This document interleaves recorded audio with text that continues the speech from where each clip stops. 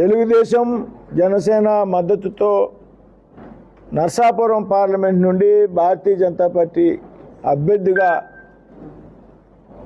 కేంద్ర పార్టీ నన్ను నిర్ణయం చేయడం జరిగింది. పార్టీలో సీనియర్ కార్యకర్త అయినటువంటి నన్ను పార్టీ ప్రకటించడం జరిగింది.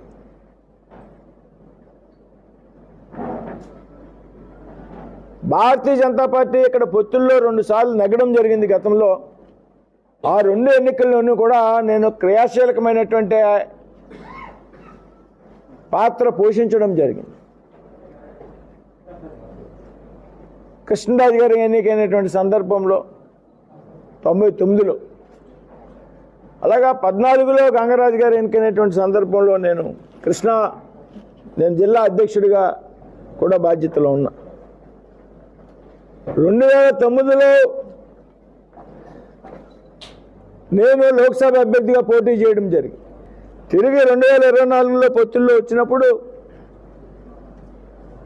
పార్టీ నాకు అవకాశం ఇవ్వడం జరిగింది. మేము పార్టీ టికెట్ కోసం ప్రయత్నం చేసి తెచ్చుకున్నటువంటి సందర్భంగా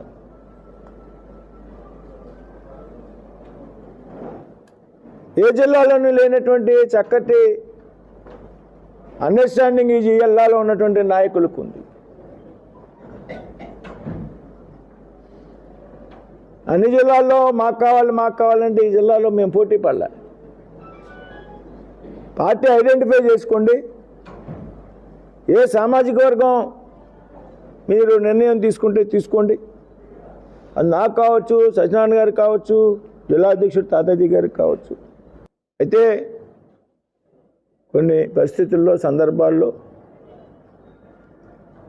నాకు ఇవ్వడం జరిగింది. ఎన్నికల్లో ఖచ్చితంగా పెద్ద మెజార్టీతో గతంలో 2 సార్లు భారతీయ జనతా పార్టీ నెగ్గితే ఇవాళ 3వసారి భారతీయ జనతా పార్టీ నెగ్గడానికి సిద్ధంగా ఉంది అనేటువంటి విషయంలో ఏమాత్రం కూడా అనుమానం లేదు.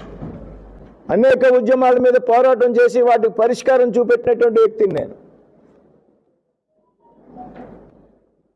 34 సంవత్సరాలుగా అనేక అవకాశాలు వచ్చి పార్టీ మారితే అనేక అవకాశాలు అనేక పార్టీల నుంచి వచ్చినటువంటి సందర్భంలో కూడా నమ్ముకున్న సిద్ధాంతం కోసం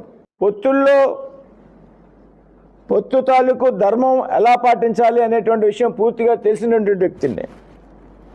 ఎందుకంటే నర్సాపూర్ పార్లమెంటు 2 సార్లు పొత్తుల్లో గెలిచాం. అయితే 7 లోక్సభ నియోజకవర్గాల్లో 4 అసెంబ్లీల్లో తెలుగుదేశం అభ్యర్థిగా ఉన్నటువంటి పెద్దలు, 3 అసెంబ్లీల్లో జనసేన అభ్యర్థిగా ఉన్న పెద్దలు అందరూ కూడా ఈ జిల్లాలో కలిసిమెలిసి పనిచేసి 7 శాసనసభ స్థానాల్ని, నర్సాపూర్ పార్లమెంట్ స్థానాన్ని పెద్ద మెజార్టీతో గెలుస్తామనడంలో ఎటువంటి అనుమానం లేదు, సందేహం లేదు.